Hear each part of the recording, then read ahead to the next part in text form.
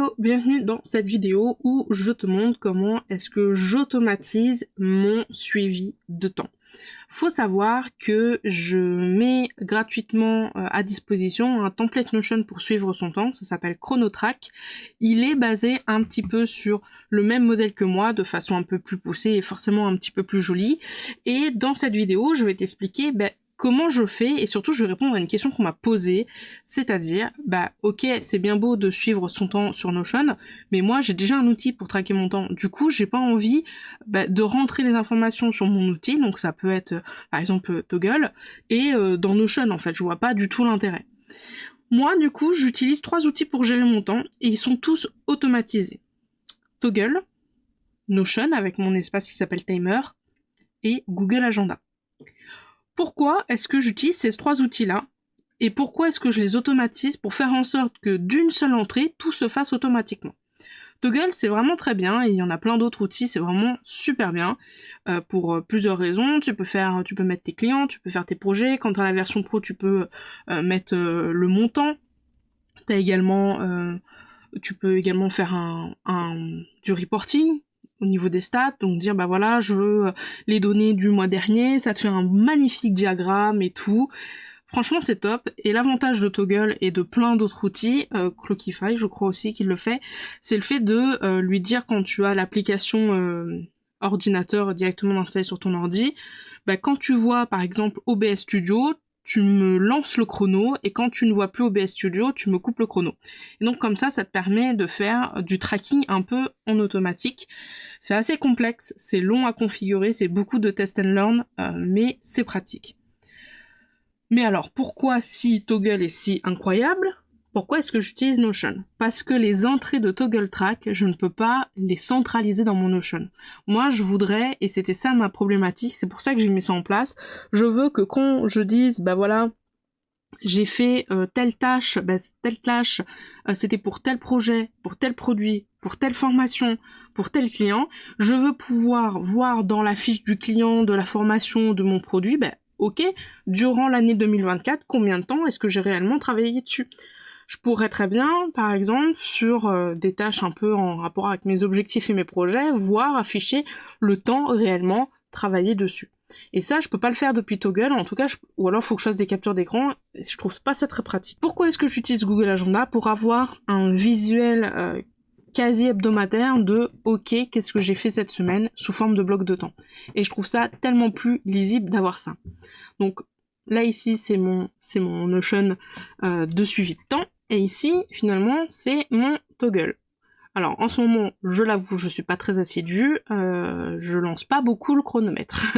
Ces derniers mois, j'ai oublié un peu de traquer mon temps, mais d'habitude ça se passe très très bien. C'est simplement la régularité du pensée. Bref, donc ça c'est mon Toggl en fait, donc avec les derniers, donc c'est celle de cette semaine. Et ici du coup ça va être tout simplement mon calendrier, donc Notion Calendar, c'est Google Agenda techniquement, avec les blocs. Et donc je vois que ici, toute l'après-midi d'hier, j'ai passé avec un prospect, Room Tour Teach Easy, le récap plus la création du devis. Ici aussi j'ai eu un rendez-vous. Ici j'ai fait une page de vente par exemple. Voilà, alors sur le mois de novembre et de décembre, j'ai très peu de blocs, parce que comme je l'ai dit, manque d'assiduité de ma part d'avoir lancé Toggl pour vraiment traquer mon temps. Donc pour ça, en fait, on va avoir deux automatisations. La première automatisation, ça va être pour faire le lien entre Toggl et Notion. Et la deuxième automatisation, c'est pour faire le lien entre Notion et Google Agenda. Donc, ce qu'on va faire, c'est qu'on va demander à Toggl de nous exporter finalement un compte rendu. Donc sur ce compte rendu, on va lui mettre bien sûr le début et la fin. Pourquoi est-ce qu'on est obligé de mettre le début et la fin? Parce que sinon, si on ne met pas précisément le début et la fin en fait au niveau du temps en fait, de la plage de temps qu'on voudrait avoir comme compte rendu, il va nous sortir plusieurs fois la même chose et potentiellement ajouter plusieurs fois dans Notion. C'est réellement vécu. C'est une automatisation que j'ai fait à l'arrache comme ça le soir, et puis le lendemain, j'ai vu qu'il m'avait ajouté pratiquement le 3/4 de 2024 en plusieurs fois, voilà, dans Notion, et ça a été vraiment très très fastidieux à trier. J'ai fini par tout supprimer et à tout recommencer, donc voilà. cette automatisation, elle est en mode récurrence de temps, c'est-à-dire qu'elle ne se déclenche pas de façon instantanée. Elle se déclenche chez moi tous les jours à minuit. Aujourd'hui, on est le 19 décembre, bah, elle va se déclencher à minuit, le 20 décembre à minuit, et je vais lui demander, tu me récupères tous les éléments qui commencent par hier à minuit, donc le 19 décembre à minuit, parce qu'on fait un add day et on fait -1, donc il va prendre le 20 décembre à minuit, il va faire -1, donc on va être au 19 décembre minuit, jusqu'à, et là ça va être avec les heures, 23 heures. Pourquoi? Parce qu'il va prendre l'heure, donc il est minuit, -1. Ensuite, si le résultat il est de 0, c'est-à-dire s'il trouve aucun élément, on s'arrête ici. Voilà, c'est tout. C'est juste une condition parce que des fois, il continue tout seul, donc là je dis si tu trouves 0 élément, s'il y a 0 résultat, ben tu t'arrêtes là. Ensuite, on va chercher dans Notion, à chaque fois pour chaque élément, s'il n'existe pas dans ma base timer. Et donc pour ça, je vais récupérer la description du toggle. Donc la description du toggle, c'est tout simplement ici. Et je vais lui dire, bah, si la description, elle existe déjà dans Notion et qu'en plus la date de début est la même, il y a de très fortes chances pour que ça soit impossible et que ça soit un doublon.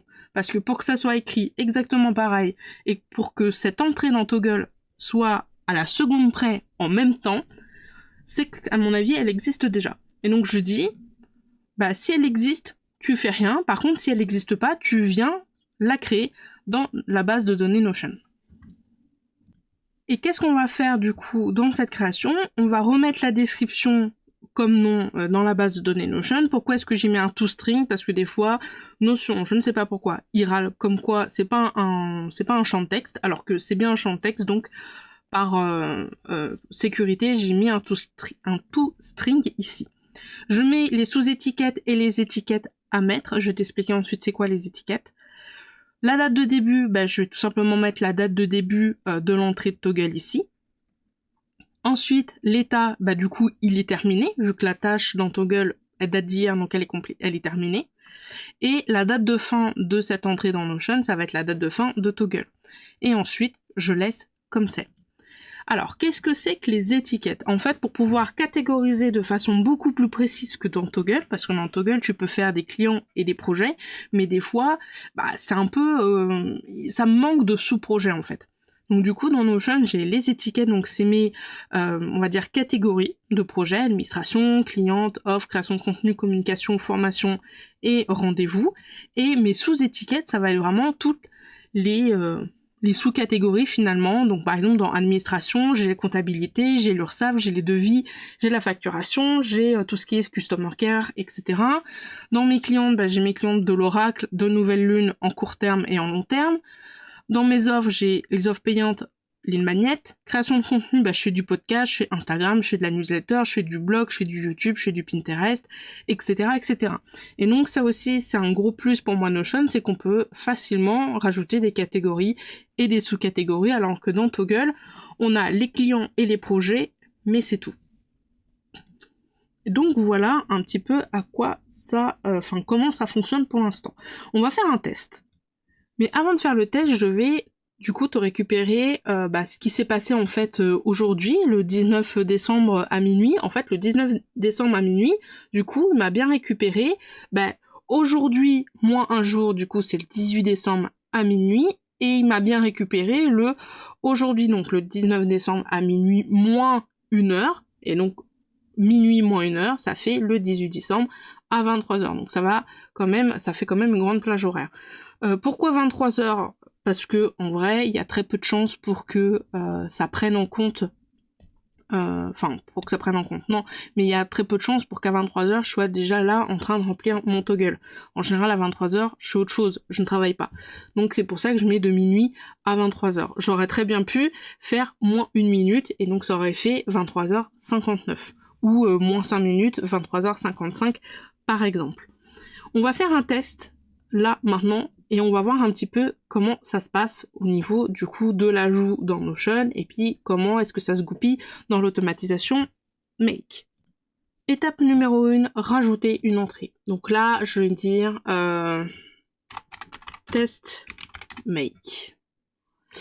de 14h01 à 14h27, hop, plus, et donc là, on l'a ajouté. Les tags ici, c'est vraiment juste pour moi, pour que je puisse voir vraiment de visu. Je suis pas obligée de les mettre, vu que dans tous les cas, ce qui m'intéresse, c'est principalement Notion. Donc là, on a TestMake, et aujourd'hui, j'ai eu un rendez-vous ce matin d'1 heure, donc techniquement, il est censé me récupérer ces deux-là, normalement. Alors, on va run. Il y en a un et il y en a deux. Ok. Alors, qu'est-ce qui s'est passé ici? Ici, j'ai 3 éléments. Pourquoi est-ce que j'ai 3 éléments? Donc j'ai TestMake que je viens de mettre, j'ai rendez-vous de Isabelle pour compte FB de ce matin, et puis il m'a remis le rendez-vous avec Barbara en fait. Et comme tu peux le voir, ici il y en avait 3, mais il en a trouvé que 2. Il en a trouvé que 2, pourquoi? Parce que le rendez-vous avec Barbara, il est déjà dans Notion. Pourquoi est-ce qu'il m'a retrouvé le rendez-vous de Barbara? C'est très simple, c'est parce que moi, automatiquement, je la lance à minuit, et je lui demande, comme je te l'ai expliqué, de mettre la date de début, c'est aujourd'hui moins 1 jour, et la date de fin, c'est aujourd'hui moins 1 heure. Le problème, c'est qu'en fait, je la lance à 14h30 le 19-12. Et du coup, il exécute simplement ce que je lui ai dit. Et donc, 14h30 le 19-12, il va faire moins 1 jour le 18 décembre à 14h27, quand elle s'est lancée, l'automatisation, et moins 1 heure, donc de 13h27. Et en fait, pendant ce temps-là, du 18 décembre à 14h27 au 19 décembre aujourd'hui à 13h27, effectivement, j'ai ce bloc de temps rendez-vous avec Barbara. Et donc, il l'a pris en compte. C'est exceptionnel, c'est parce que là, je l'ai lancé de façon forcée, mais quand c'est en automatique, ça ne le fait pas. Dans tous les cas, même si je le lance de façon forcée, ici, il l'a trouvé en fait. Il a trouvé un élément dans Notion qui a la même date de début et qui s'appelle exactement pareil. Donc pour lui, il existe déjà dans Notion, donc en fait, finalement, il ne l'a pas ajouté. Quand je vais dans ma base de données timer, on a bien une entrée make, une entrée Isabelle qui est en mode terminé, avec la date de début, la date de fin. Ici, il me calcule du coup automatiquement le temps en décimale et le temps en heure. J'ai bien mes étiquettes à mettre pour l'étiquette principale et pour la sous-étiquette. Et voilà. Donc ça, c'est la première étape. La deuxième étape, maintenant, ça va être d'ajouter cette entrée-là dans mon agenda. Et là, il l'a fait de façon automatique. Pourquoi est-ce qu'il l'a fait de façon automatique? Parce que j'ai une automatisation avec un Webbook Action. Je te mettrai dans la fiche c'est quoi un Webbook Action si jamais tu ne sais pas ce que c'est. Et en gros, je lui dis, à partir du moment où il y a une entrée dans la base de données timer qui remplit les filtres et qui arrive ici dans cette vue-là, tu vas envoyer un webbook, tu vas envoyer une lettre à Make avec toutes les informations de la page. Le nom, le statut, la date de début, la date de fin, etc. Tu vas tout envoyer dans une lettre et Make il va pouvoir travailler ensuite. En fait, c'est l'automatisation qui est là. Quand il y a toute une des pages, en tout cas quand toutes les pages arrivent dans lancement de Webbook, donc quand on ajoute une page de façon automatique avec les filtres finalement dans lancement de Webbook, tu envoies l'information à Make avec le nom, la case à cocher, add agenda, le début, l'état, l'étiquette, etc. Tu lui envoies tout ça.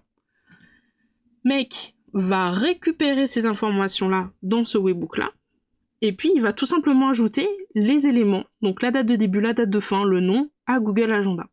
Et ensuite, Make va venir cocher la case « Ok, ça a été ajouté à Notion » et ça a été surtout ajouté dans le Notion Calendar. Si je regarde ici ce qui s'est passé, 14h27, ici, dans Data, là, on a bien, du coup, une entrée qui a été ajoutée. Test Make. Ok. Et une fois que cette entrée, elle a été ajoutée, on a toutes ces informations. On a le nom, le temps en heure, etc. Ici, on vient mettre dans mon Google Agenda, finalement, l'élément qui s'appelle Test Make. Qui est là. Alors, Event Summary, donc ça c'est son nom, Test Make. Il commence le 19 décembre à 14h01 et il se termine à 14h27. Et ici, on vient tout simplement faire un update de Add Agenda pour dire ok, ça l'a bien ajouté dans l'agenda. Pourquoi ici j'ai une entrée? En fait, c'est parce que il va lancer automatiquement le webbook à chaque fois. Donc là, tout à l'heure, je t'ai montré le résumé de l'historique en fait pour TestMake, mais là ici, c'est pour le rendez-vous de Isabelle. Et c'est pour ça que ça s'ajoute directement là. On va le faire ensemble en même temps. Je vais désactiver cette automatisation qui est là. Hop là. Je vais la désactiver. Et ici, je vais, hop là, à l'agenda. Je vais supprimer cette entrée-là. Voilà. Pourquoi est-ce qu'il est ici? Parce que j'ai 3 règles dans mon filtre pour qu'une page arrive dans cette vue. Il faut que la case Add Agenda soit décochée, ça veut dire qu'il n'a pas été encore ajouté à Google Agenda. Il faut que l'état soit terminé, parce qu'il faut que la tâche, bien sûr, qu'elle soit terminée. Et il faut que la date de fin ne soit pas vide. À partir du moment où il remplit ces 3 conditions-là, il arrive ici. Donc je vais cocher la case. Voilà. Je vais lancer le scénario ici. Nouvelle donnée. Je décoche là. Donc là, il va passer dans le webbook, ici. Il va mouliner. Là, il a trouvé l'élément.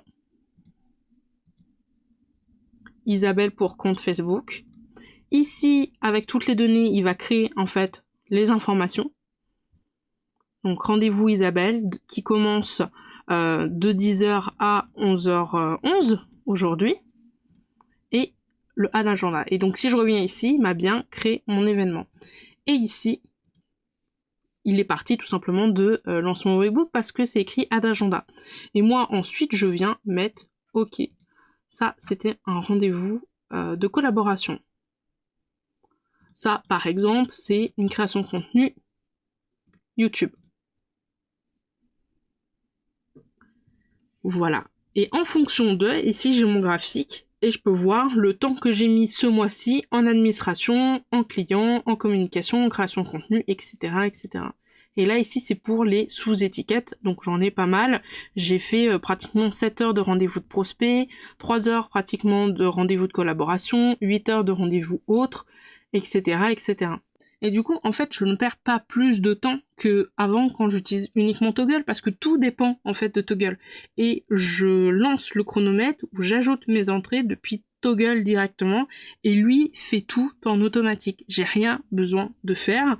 Le seul truc que je dois faire, c'est catégoriser dans Notion, mais ça, je le fais à la fin du mois, quand je fais mes bilans mensuels, et au pire, quand j'y pense, mais en soi, c'est pas très dérangeant, en fait. Parce que tout vient, c'est une seule entrée qui va faire que tout va se faire de façon automatique grâce à l'automatisation, aux 2 automatisations avec Make. Donc finalement, je ne perds pas plus de temps. Et limite, pour moi, c'est plus simple comme ça, parce que comme je te l'ai dit, le gros avantage de Notion, c'est que les entrées de temps, ben, je peux ensuite les lier aux formations, aux clients, etc., etc. Et donc quand je vais avoir la fiche de ma cliente A, ben, je vais pouvoir avoir facilement un visu en disant bah ok, cette année la cliente A, bah j'ai passé peut-être 3 heures dessus, qu'est-ce que j'ai fait? Ah bah je vais simplement faire un rendez-vous et un devis.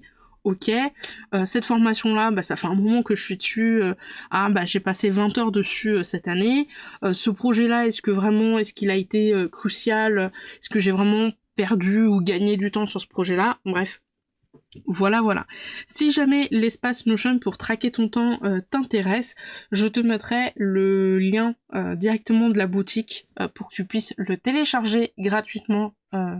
N'hésite pas à me dire dans les commentaires comment est-ce que toi tu traques ton temps et si potentiellement tu as un autre process pour traquer ton temps. Je serais très curieuse de découvrir ça. Et puis sinon, on se retrouve dans une prochaine vidéo ou dans un prochain épisode de podcast. Salut!